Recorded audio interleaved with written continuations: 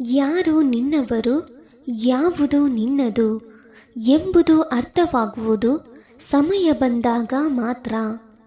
ಯಾವಾಗ ನಿನ್ನ ಉದ್ದೇಶಗಳು ಶುದ್ಧವಾಗಿ ಇರುತ್ತದೆಯೋ ಅಂದು ನೀನು ಯಾರನ್ನೂ ಕಳೆದುಕೊಳ್ಳುವುದಿಲ್ಲ, ಬದಲಾಗಿ ಅವರೇ ನಿನ್ನನ್ನು ಕಳೆದುಕೊಳ್ಳುತ್ತಾರೆ.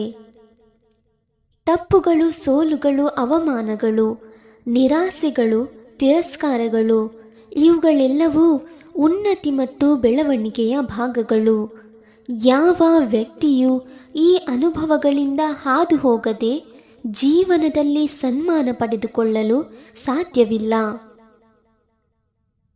ಸತ್ಯದ ದಾರಿ ಯಾವಾಗಲೂ ಕಷ್ಟಕರವಾಗಿಯೇ ಇರುತ್ತದೆ, ಆದರೆ ಆ ದಾರಿ ಎಂದಿಗೂ ನಮ್ಮನ್ನು ಸೋಲಲು ಬಿಡುವುದಿಲ್ಲ.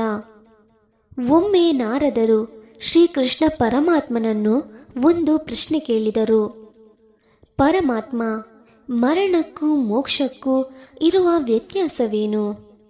ಆಗ ಶ್ರೀಕೃಷ್ಣ ಪರಮಾತ್ಮ ಹೇಳಿದ ಒಂದು ಅದ್ಭುತವಾದ ನುಡಿ: ಆಸೆಯನ್ನು ಉಳಿಸಿಕೊಂಡು ಉಸಿರು ನಿಂತರೆ ಅದು ಮರಣ, ಉಸಿರು ಇದ್ದಾಗಲೂ ಆಸೆಗಳು ಇಲ್ಲವಾದರೆ ಅದುವೇ ಮೋಕ್ಷ.